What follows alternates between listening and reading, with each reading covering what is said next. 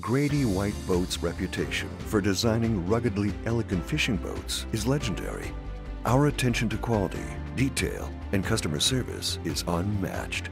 From our Fisherman 180 and Coastal Explorers series to the unrivaled Canyon 456, you'll find no boat that rides better and offers more fishing amenities. Go ahead, experience fishing at its best. Get the Grady.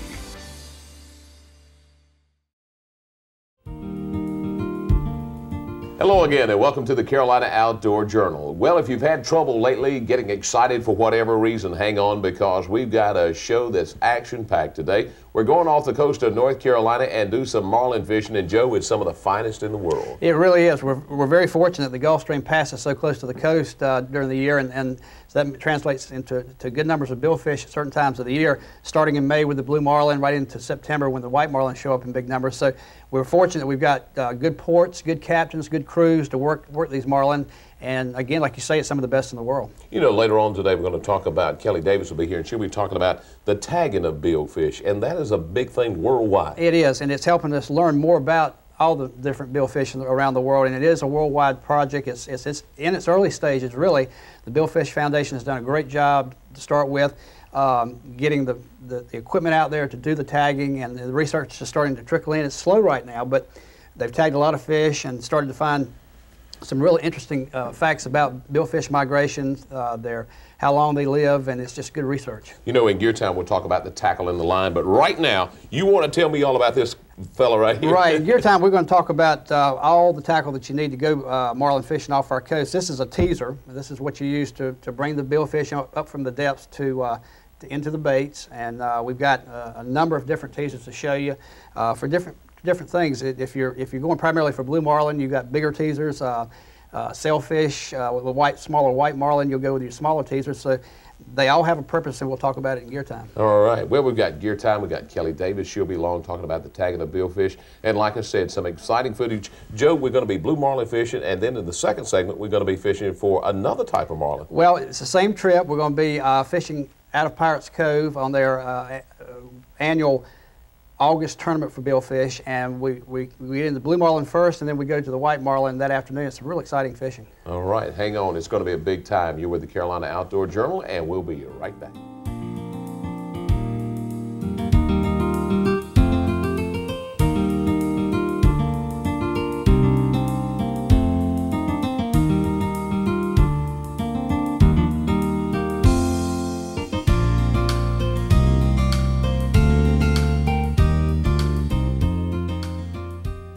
Joe, it's time to join Captain Pat McCotter and his crew aboard the After You. Going to get out there in that Gulf Stream water and go out to those big marlin. That's right. We're going to be about 35 miles outside of Oregon Inlet, right on the edge of the Gulf Stream. We'll join the crew while they're putting out the baits. This is a tag and release tournament, as it is every year, so they'll have to be real careful when they get the fish into the up close to the boat. It's a 400-pound minimum, so they have to know their fish. If it's not big enough, they'll tag it, release it, and keep right on fishing. All right, here's that marlin excitement we've been talking about. I wish I'd see one do. 48, 750, write it down. I thought David Ray, you thought they cleared the valley somewhere around the Northwood Canyon.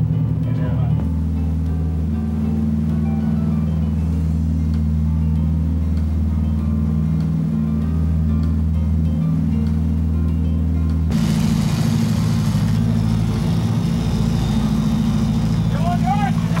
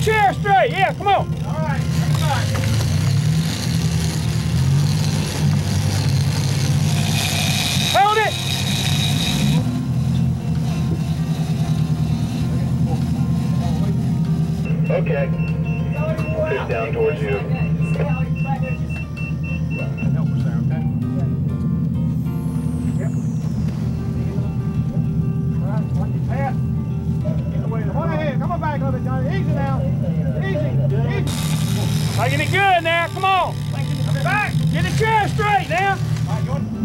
Come on back. Come on back. Come on back. Come on, let's get it. Come on back, Johnny.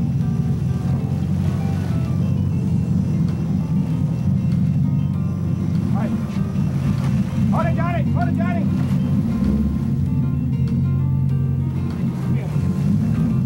Go ahead, Johnny. Don't gas him yet. Don't gas him. Hold it, George. I ain't got to hold it there. I got it. I got it.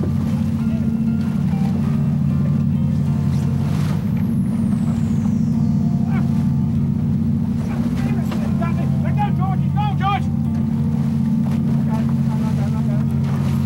Got it. Let go, George. Go. I'm ready to see you.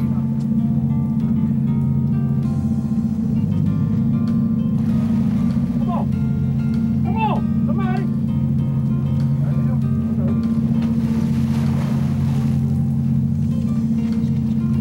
You got a glove?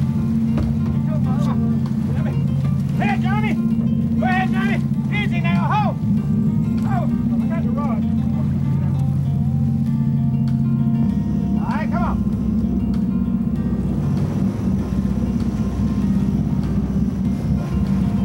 Hold back. Hey, no. I'm getting line. You just stay with him. We're getting line. Hold now, Johnny. Hold now, Johnny. Take your head, jump the hair, Johnny. Take your head of hair, Johnny. Jump the hair. All right, right there, hold. Here he is. He's coming up. Fish. I'll get him right here. You grab hold of him right here. We ain't got to put the gas in him. We can film it. All right, Johnny. Come on, Johnny. All right, come on back, Johnny. Come on. All right, hold right now. Hold right now.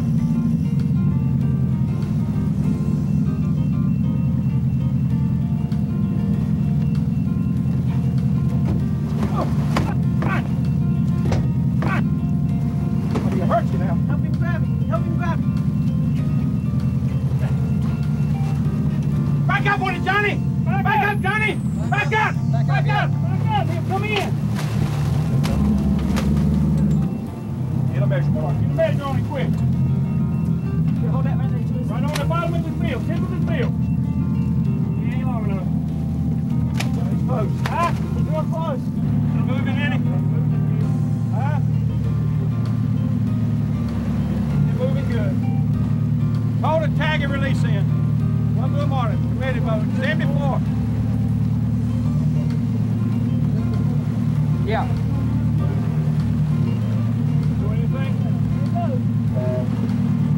There he goes, he swam off. All right, let's get it on.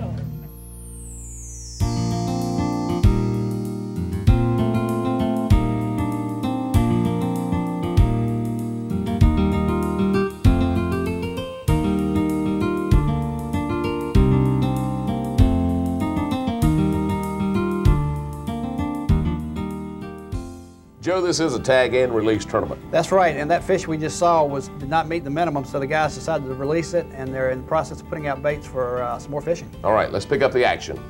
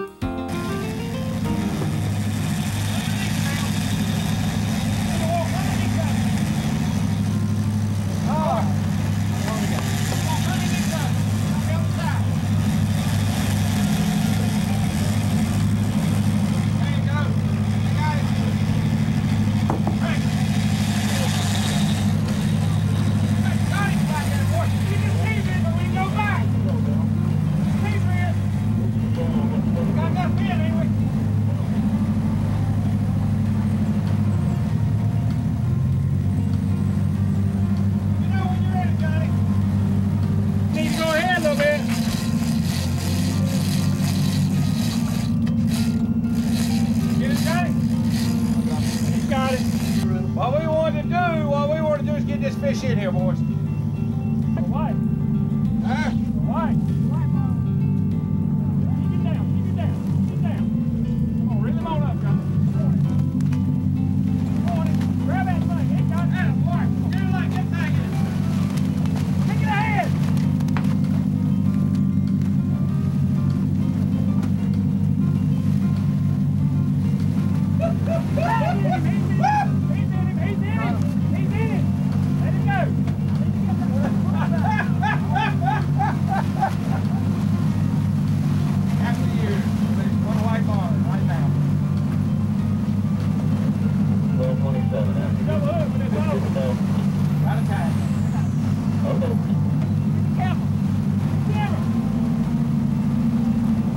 I like to hammer lure back.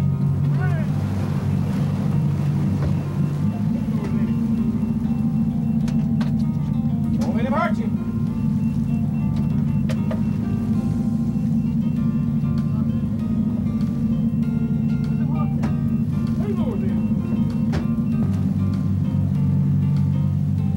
What was that little nitty?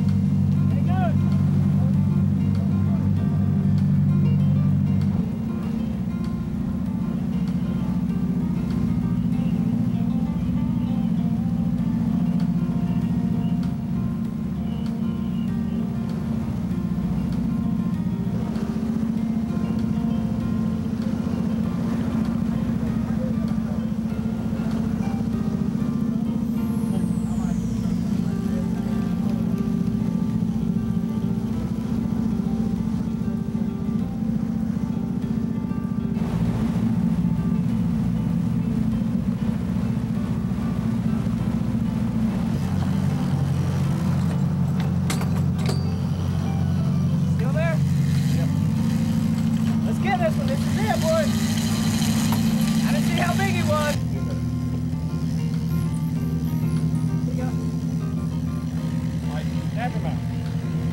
Here you go, wind him in.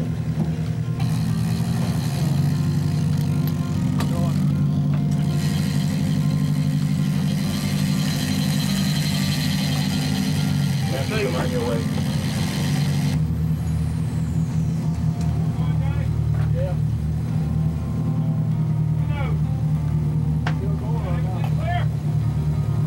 There! Put that up there!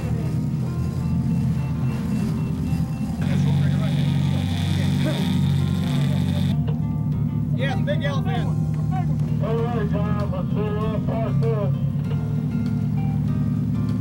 Still telling me going about 30 knots, preacher.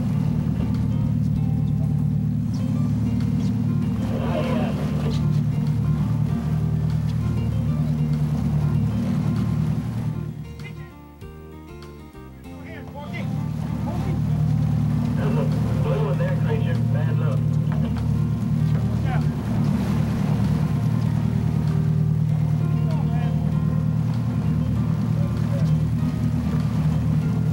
Okay. Wait a minute. Come on, folks.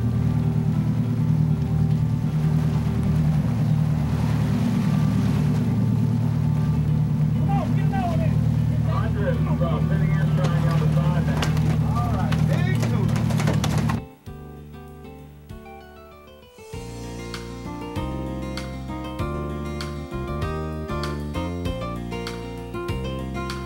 Joe, that was a nice tune and quite a surprise too. That was a real surprise to the whole crew. We had 2 minutes left in the tournament. The cutoff was 3 o'clock. Got this fish on, didn't make any noise on top. We didn't know what it was, and they fought it for probably 10 or 15 minutes. Got it to the boat, and it was a 70-pound tuna, the largest tuna of the tournament. Hey, that's all right. Well, Gear Time's up next. We'll have that in a moment.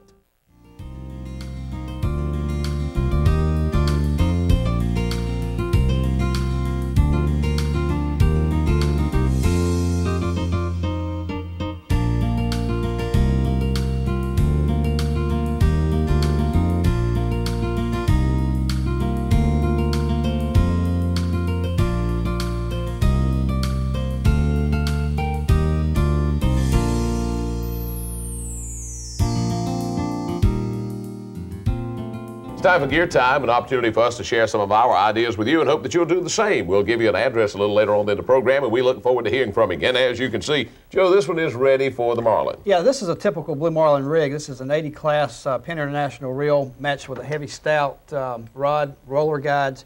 A typical setup if you're going for Blue Marlin. If you're going for whites and sailfish, you might want to go with a smaller outfit, a 30 or a 50 class outfit. Most boats are rigged up for all of that. They're depending on the time of year you're fishing off our coast. If you're fishing May, June, generally speaking, the Blue Marlin are out in good numbers, and then you go to your whites later in the summer. You use about a 130-pound test line. Yeah, 130. Ron Whitaker, Captain Ron Whitaker on board the Release, gave me some suggestions on what he likes to use on his boat, and 130-pound test mono is generally the average that they use. You know, once you get ready for this, we talked about the teaser earlier today. Let's talk about it for just a second. Okay, the teaser is used to basically attract the fish into the baits. And again, as we said earlier, they come in all different types of configurations. The large teaser, which is used for Blue Marlin, your bigger baits that attract the bigger fish, so they say, all the way down to your smaller rigs. And they come with concave mouths. They come with different configurations on the design where they can go through the water making different gurgling sounds or a whole lot of top water action. What about the Sea Witch? We hear a lot about the Sea Witch. Sea Witch is probably one of the most popular rigs for billfish, and it's also used for mackerel, for Spanish and king mackerel, for wahoo, dolphin, tuna.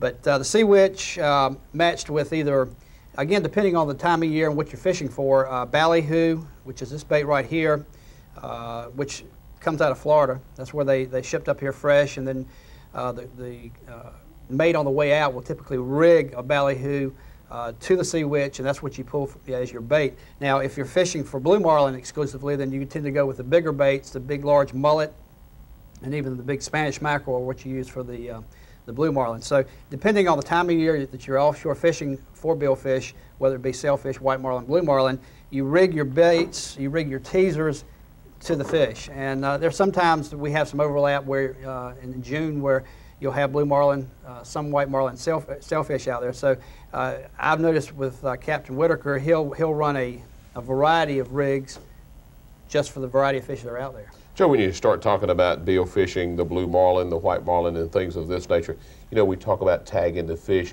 Do the boat captains have the necessary equipment to tag the billfish? They do, and I mentioned the Billfish Foundation earlier. They have managed to get a lot of this equipment on board the boats worldwide now, and especially on our coast. All the captains that I know practice catch and release or tag and release. They get the fish up to the boat and release the fish and tag it. And you know, it's in its early stages, like I said earlier, but we're starting to find good information on fish migration, where these blue marlin, white marlin, sailfish are going. So yeah, most of your charter boats and even private sport fishing boats have tagging sticks, tags, all the information that Kelly will go over here in a little while. Okay, all you marlin fishermen out there, we look forward to hearing your tips. We'll give you that address, as we said, a little later on. Kelly Davis is standing by. She's going to tell us more about tagging billfish when the Carolina Outdoor Journal continues.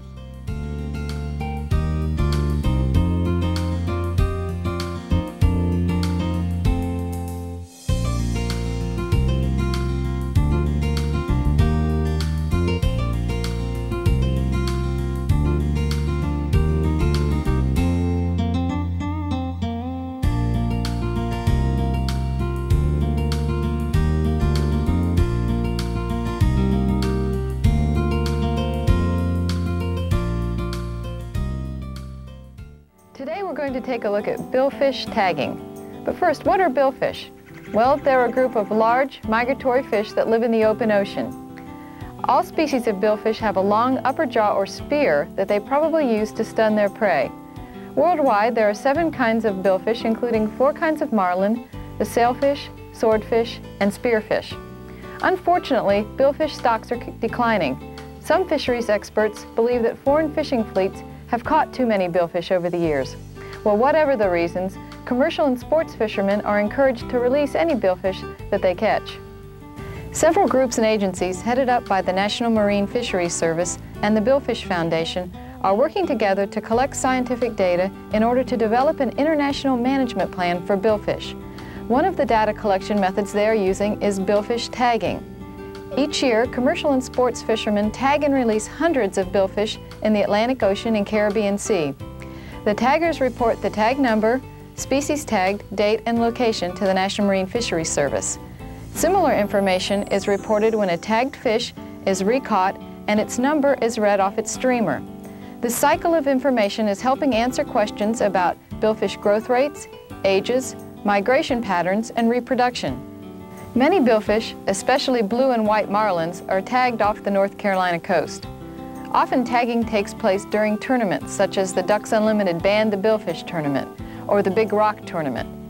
To tag a billfish, the hooked fish is held alongside the boat while the captain slowly idles forward. The tag is inserted with a firm, well-placed stroke above the lateral or center line of the fish, well away from the eyes, gills, and vital organs. Then the fish is released by removing the hook or cutting the leader as close to the hook as possible. When done properly, tagging does not harm the fish. The tags that work the best are made of hydroscopic nylon, the same material that's used to make artificial hearts. Often the fish's flesh grows on top of the tag and helps anchor it. The vast majority of tagged billfish recover fully after being released. So far, the tag number return rate is relatively low. Only about 2% of the tagged fish are recaught and reported by commercial and sports fishermen. Nevertheless, the data is revealing some interesting information. For example, a blue marlin tagged off the North Carolina coast traveled across the Atlantic Ocean, around the Cape of Africa, and was recaught in the Indian Ocean. Scientists know that it will take several years to accumulate the data they need to fully understand these fish. And the success of this program depends on cooperation, the cooperation of many nations, as well as the cooperation of commercial and sports fishermen. If you would like more information, please contact the Billfish Foundation. This is Kelly Davis with Nature Break. See you next week. Our special thanks to Kelly Davis for that piece on tagging billfish. Joe, not only is it a worldwide project, but it is a very worthwhile project. It is. We're finding out more and more about the billfish as each year passes. More tags are being turned in. More information is being gathered worldwide on the migrational habits of these fish. Just all kinds of information that we never knew before, and it's finally coming. All the effort that's been put into the project so far is starting to come back in. So it's a continual project, and the more we know about the billfish, the better off we are. Well, before I let you get out of here today, I want to know, is this a typical hook for marlin fishing? I talked to Captain Whitaker a good while about his rigging and how he rigs up for marlin, and he said generally he's got rigs with anywhere from 7 to 12-aught hooks, and that the hooks go with the size baits he's rigging with. If he's rigging small baits, 7 to 8-aught hooks is a typical hook size.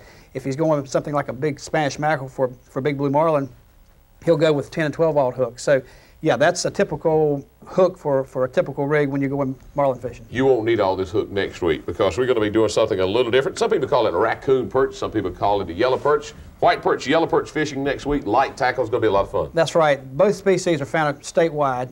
We've got good populations of both.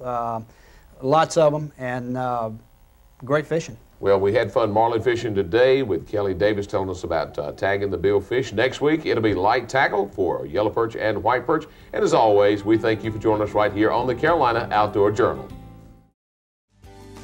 Make sure to visit our website for more information.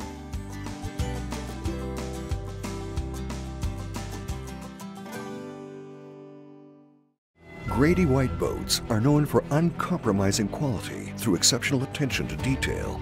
On every model, from 18 to 45 feet, we incorporate exclusive features and quality components that you won't find on any other boat brands.